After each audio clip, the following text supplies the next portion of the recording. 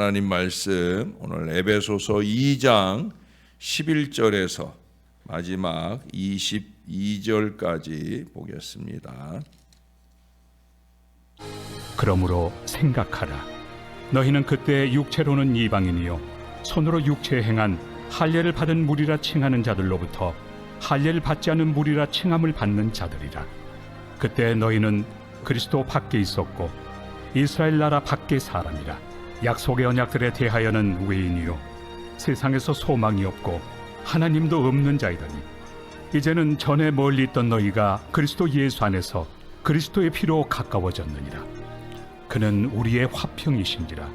둘로 하나를 만드사 원수된 것 곧 중간에 막힌 담을 자기 육체로 허시고 법조문으로 된 계명의 율법을 폐하셨으니 이는 이 둘로 자기 안에서 한 새 사람을 지어 화평하게 하시고 또 십자가로 이 둘을 한 몸으로 하나님과 화목하게 하려 하심이라. 원수된 것을 십자가로 소멸하시고 또 오셔서 먼 데 있는 너희에게 평안을 전하시고 가까운 데 있는 자들에게 평안을 전하셨으니 이는 그로 말미암아 우리 둘이 한 성령 안에서 아버지께 나아감을 얻게 하려 하심이라. 그러므로 이제부터 너희는 외인도 아니요 나그네도 아니요 오직 성도들과 동일한 시민이요 하나님의 권속이라. 너희는 사도들과 선지자들의 터 위에 세우심을 입은 자라. 그리스도 예수께서 친히 모퉁이 돌이 되셨느니라. 그의 안에서 건물마다 서로 연결하여 주 안에서 성전이 되어가고 너희도 성령 안에서 하나님이 거하실 초소가 되기 위하여 그리스도 예수 안에서 함께 지어져 가느니라. 아멘.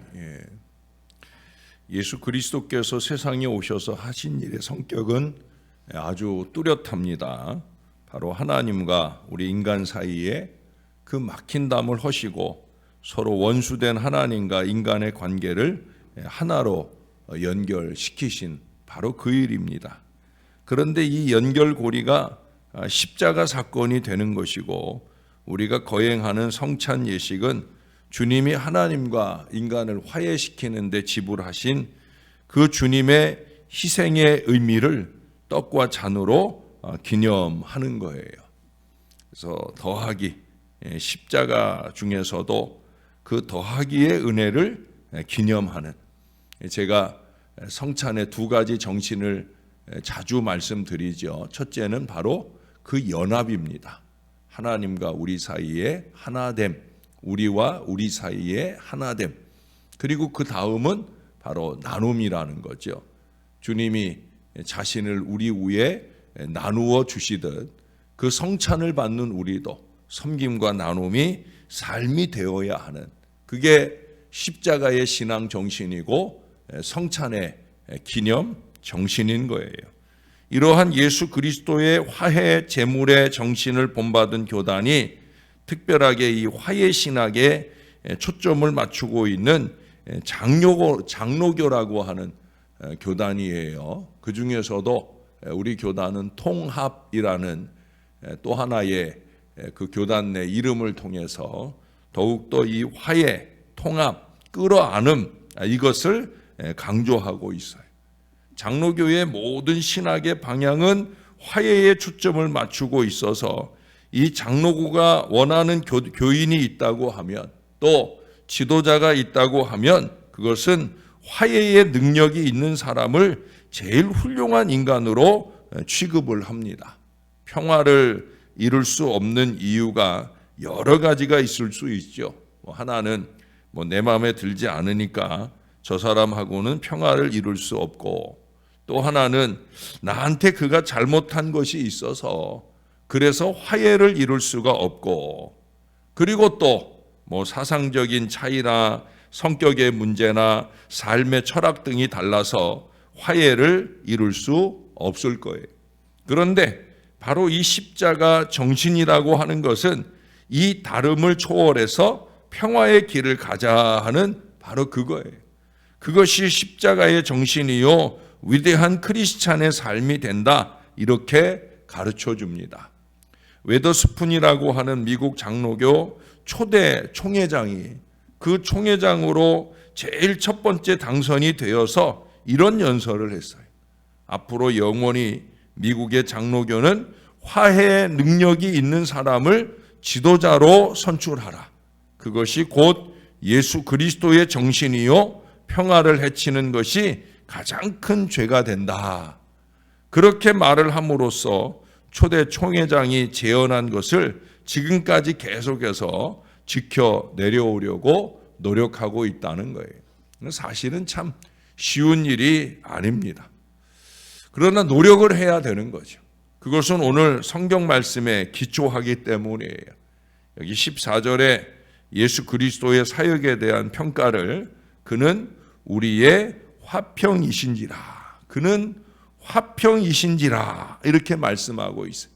그 다음에 보니까 둘로 하나를 만드사 중간에 막힌 담을 하시고 라고 우리 예수 그리스도의 십자가의 성격을 아주 분명하게 표현을 하고 있어요.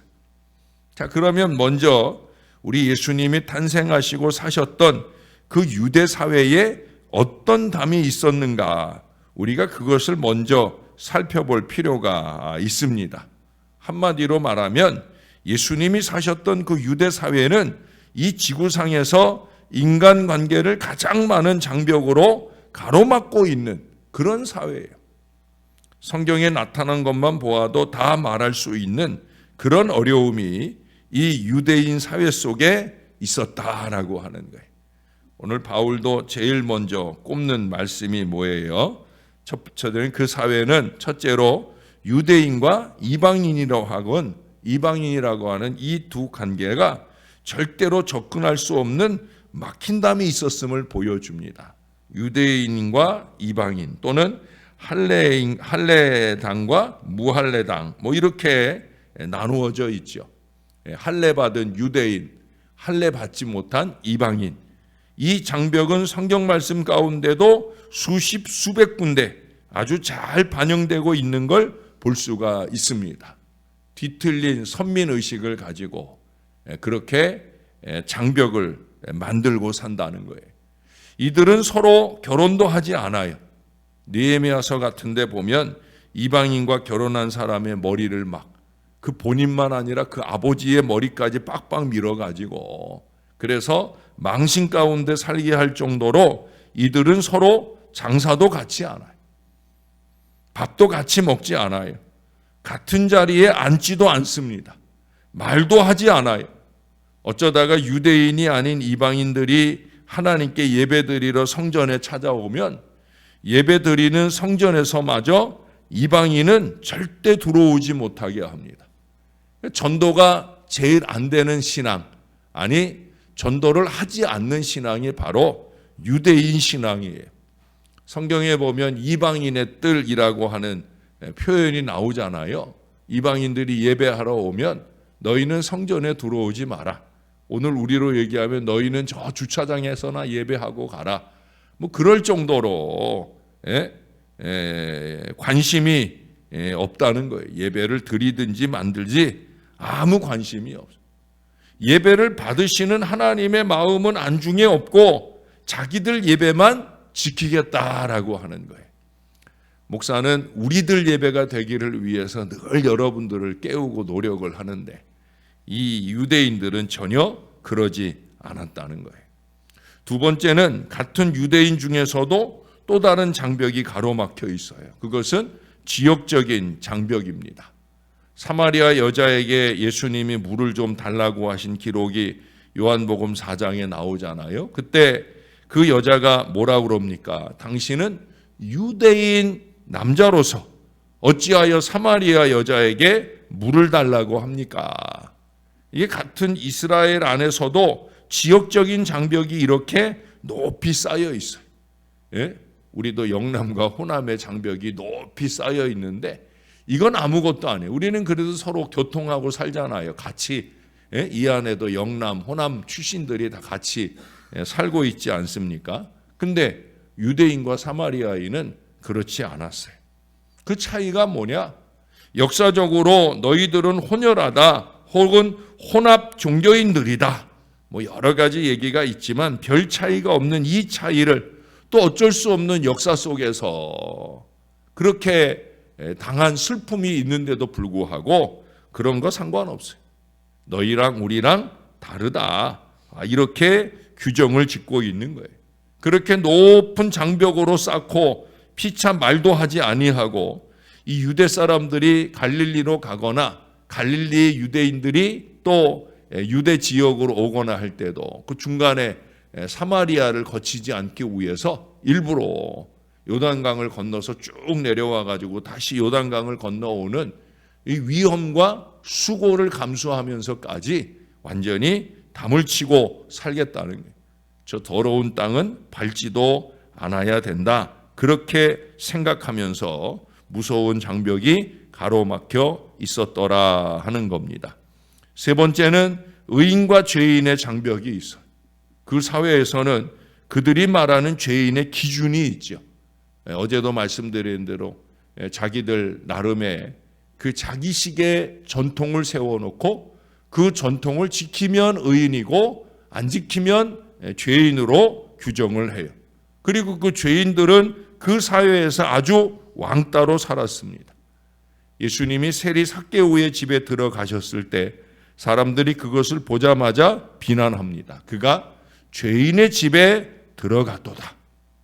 그 사람들은 삭개오의 집에 들어가질 않습니다. 그런데 어떻게 의인이라고 하는 사람이, 선지자라고 말하는 사람이 어떻게 죄인의 집에 함부로 들어가서 무엇을 함께 우줄우줄 먹고 그렇게 앉아서 저 모양을 하고 있는가, 이렇게 말하는 것을 볼 수가 있습니다.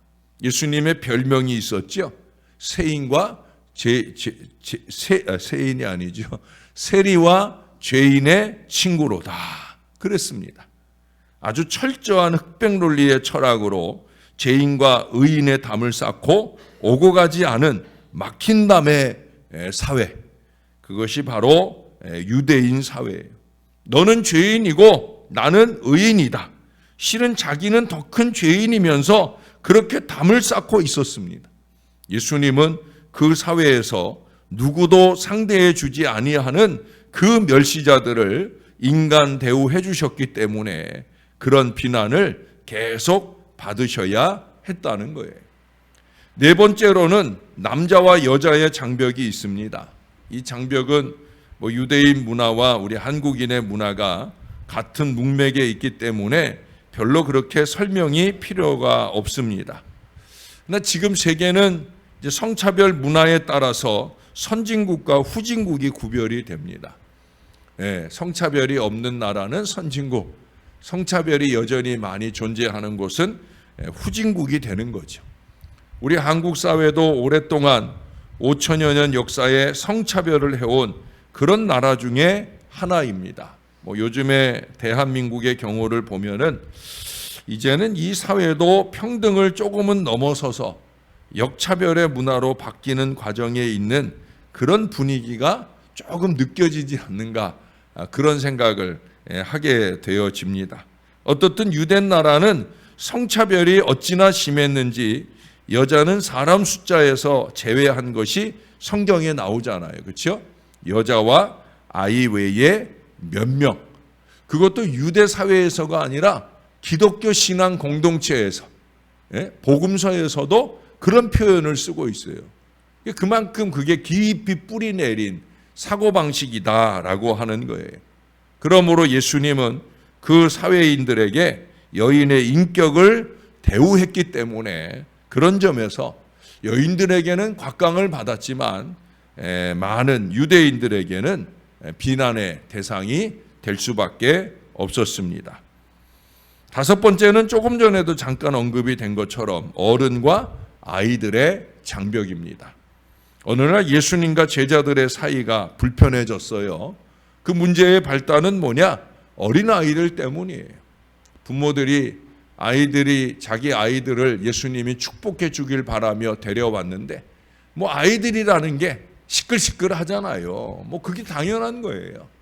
우리가 간혹 아이들과 함께 예배하는 때가 있을 때, 또는 처음 온 교인들이 아기들을 데리고 왔을 때, 여러분 잠시 소란함, 그런 것들은 우리가 이해할 수 있어야 돼요. 근데 예수님 제자들이 예수님께 다가오는 것을 제자들이 이해를 하지 못했어요. 그래서 그 아이들을 심하게 꾸짖었기 때문에 사건이 벌어집니다. 예수님은 그렇게 그 장벽을 헐어 버리셨어요. 어린아이 하나를 가운데 세우시고 천국은 이런 자의 것이다. 어린아이가 내게 오는 것을 용납하고 금하지 말아라. 이 어린아이들도 숫자에 포함시키지 아니한 그런 문화가 성경에도 아주 뚜렷한데 예수님은 그것을 파괴시키고 있으신 거예요. 그러니까 유대 사회는 그것이 아주 심한 장벽을 가지고 있었는데 예수님께서 하나씩 막힌 담을 허셨습니다. 예수님의 노력은 끊임없이 담을 허무시는 노력인 것을 보게 되어집니다. 마지막 한 가지를 더 꼽는다면, 아니 한 가지 이상을 더 꼽는다고 하면 힘을 가진 로마와 힘이 없는 식민지의 장벽이 또 있을 거예요. 이 장벽도 얼마나 큰지 성경에 자세히 나와 있어요. 또 같은 유대인 혈통 중에서도 헬라파 유대인이냐 히브리파 유대인이냐 이 장벽이 있어서 사도행전 6장에 보면 같은 교회 안에서도 싸움이 일어나잖아요. 심지어는 건강한 사람과 건강하지 않은 사람의 장벽도 나타납니다. 그래서 문둥병 환자들은 격리 수용했고 저주받은 백성이라고 규정해 버리지 않습니까? 이처럼 이 사회는 아주 갈래갈래 찢어진 만신창이의 공동체입니다. 건드리기만 하면 벌떼처럼 일어나고 모래성같이 무너질 그런 조직체, 그게 바로 유대 사회라고 하는 거예요. 그러나 예수님이 그런 사회에 태어나셨습니다. 간혹 우리가 왜 예수님이 하필 이스라엘에, 그것도 로마의 압제 아래 있던 이스라엘에 왜 태어나셨나 하는 의문을 가질 때가 많잖아요. 바로 이런 이유 때문이, 이 무수한 장벽을 가진 공동체라 그 장벽을 허물기 위해서 그 모든 장벽을 허물어 버리고 하나님의 자녀라는 커다란 우주적 공동체 하나를 만들어서 다 이 속에 있다, 이 하나의 소속이다라고 말씀하고자 하신 거예요. 여기 19절에 보면은 그런 말씀 하잖아요. 이제부터 너희는 외인도 아니요 나그네도 아니요 오직 성도들과 동일한 시민이요 하나님의 권속이라. 할렐루야. 예수님의 선포예요. 또한 예수님의 제자 바울의 선포이고요. 또한 저와 여러분 우리 모두의 선포입니다. 무엇에 근거합니까? 막힌 담을 허시고, 막힌 담을 허시고, 그것이 오늘 이 성경 말씀이 우리에게 주시려고 하는 핵심적 신앙의 포인트가 되는 거예요. 그것을 한마디로 표현하면 뭐라고 말씀합니까? 그리스도 예수 안에서 또는 성령 안에서. 여러분 후반부에 보면은 성령 안에서 또 그리스도 예수 안에서 그의 안에서 이 표현들이 자주 언급이 되어집니다. 21절부터 한번 볼까요? 그의 안에서 건물마다 서로 연결하여 주 안에서 성전이 되어가고 너희도 성령 안에서 하나님이 거하실 처소가 되기 위하여 그리스도 예수 안에서 함께 지어져 가느니라. 할렐루야. 우리는 그리스도 예수 안에서 성령 안에서 함께 지어져 가야 하는 신앙 공동체, 함께 하나님께 잘 예배하고 함께 하나님 앞에 잘 헌신하고 잘하거나 못하거나 우리가 함께 그렇게 하나님께 영광 돌려야 할 신앙의 공동체인 줄로 믿습니다. 예수님이 가장 많이 노력하신 일이, 여러분 장벽은 죄악입니다. 따돌림은 죄악입니다. 세상에서도 학교에서도 따돌림은 죄악이지만 교회 안에서는 가장 큰 죄악이 뭐냐? 따돌림이에요. 왜? 예수님이 우리를 따돌리지 아니하고 하나님과 하나 되도록 하시기 위하여 십자가에 달려 죽으셨다. 이것을 믿는 신앙의 사람들이 따돌린다 하는 것은 얼마나 큰 죄악인지 몰라요. 이리 삐죽 저리 삐죽은 죄악입니다. 정신 바짝 차리고 내 입술이 삐죽거리려 할 때마다 그 삐죽거림이 삐죽삐죽 웃는 걸음이 되어서 우리 주님이 원하는 눈물로 피차에 용서하고 용납하는 우리 예수님처럼 화해의 사도로 쓰임받기 위해 더 노력하는 저와 여러분들이 되어야 할 줄로 믿습니다. 또 누군가와 내가 차이가 나는 그런 어리석은 모습이 있다고 하면 그 어리석음들을 좀 떨쳐내고 우리가 하나 되기 위해 서로 노력해가는 그런 저와 여러분의 신앙이 되어 우리 신월 제일교회 안에서 하나된 능력이 더 힘있게 발휘되고 하나님께 크게 영광이 될 수 있게 되기를 우리의 구주 되시는 예수님의 이름으로 간절히 축원합니다. 기도하겠습니다. 좋으신 아버지 하나님의 은혜를 감사합니다. 예수님 보내주셔서 우리와 화해하시기 위해 기꺼이 예수 그리스도 독생자 그 아들을 우리 가운데 보내주셔서 우리에게 화해의 손길을 내밀어 주신 것 감사합니다. 화해하기 위해서는 희생이 따라야 하는 것임을 가르쳐 주셔서 감사합니다. 내가 먼저 희생해야 그래야 화해가 되는 것 다시 한번 우리 하나님의 마음을 통하여 깨닫게 되어집니다. 또 그 아버지 하나님의 마음을 따라 아버지 뜻대로 되기를 원하나이다. 이 믿음의 기도를 이루시기 위하여 기꺼이 십자가에 더하기 그 희생을 더하고 섬김을 더하고 피 흘림을 더하여 하나님과 우리 사이에 화해 제물 화목 제물이 되어주신 우리 예수님께 감사를 드립니다. 우리의 가슴팍에 십자가 신앙이 새겨져 있는 사람이라면 하나님 저와 이 모든 자녀들이 화해의 제물이 되게 하여 주시옵소서. 힘들고 어려운 일이지만 그래도 내가 더 죽어지고 내가 더 허물어지고 내가 더 깨어지고 내가 더 녹아져서 주님이 원하는 화해의 제물로서의 거룩한 사명을 잘 쓰임받도록 도와 주옵소서. 고린도서에서도 말씀하신 것처럼 새로운 피조물로서의 으뜸된 사명은 화해하는 이 사명인 것을 잊지 말게 도와주시고 우리의 가정 안에서 우리의 교회 안에서 우리의 이웃 가운데 이 화해의 은혜가 강력하게 넘쳐나게 도와 주시옵소서. 무엇보다도 그 모든 일들을 위하여 성령 안에서 그리스도 안에서 그 모든 일들을 이룰 수 있기를 위하여 조금씩이라도 더 희생하고 섬기고 노력하는 저와 이 모든 자녀들 되도록 축복해 주시옵소서. 오늘 아침 기도는 화해하기 위해 허물어야 할 나의 장벽들을 깨달아 알게 되는 시간이 되게 하시고 다 허물고 무너져서 주님 은혜 안에 행복해지는 은혜의 공동체를 꼭 이루도록 역사해 주옵소서. 다음 주간에는 두 생명이 세상에 태어날 예정이 있습니다.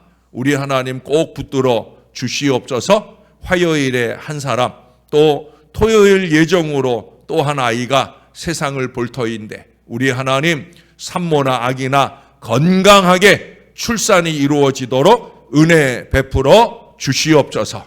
생명의 탄생이 어린아이들만 아니라 우리의 열심 있는 전도를 통해 새 영혼의 탄생도 많이 일어나는 우리 교회 신월 제일교회 되도록 도와 주옵소서. 무엇보다 오늘날 젊은이들이 생명 갖기를 주저하고 있습니다. 하나님 좀 더 젊은이들이 살기 좋은 사회를 만들어 주시고 그들의 태중에 생명이 잉태되는 축복의 역사가 가문마다 넘쳐나도록 은혜 베풀어 주시옵소서. 주님 함께 하시길 소원합니다. 감사합니다. 예수님 이름으로 기도합니다. 아멘.